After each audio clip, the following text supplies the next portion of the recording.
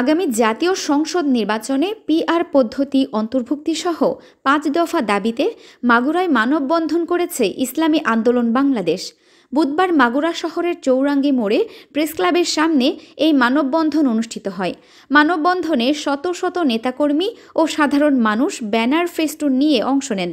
বক্তারা বলেন, জুলাই সনদের আইনি ভিত্তিতে পিআর পদ্ধতিতে আগামী জাতীয় নির্বাচন, লেভেল প্লেয়িং ফিল্ড নিশ্চিতকরণ, গণহত্যা দৃশ্যমান বিচার এবং বিশেষ ট্রাইব্যুনালের মাধ্যমে ফ্যাসিবাদের দোসর জাতীয় পার্টি ও ১৪ দলের বিচার চলাকালীন তাদের নিষিদ্ধ ঘোষণার দাবি জানায়।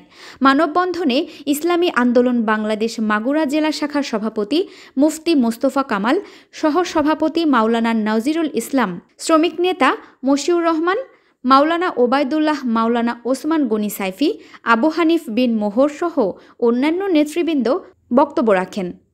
Arefin Farha, CN Bangla news desk.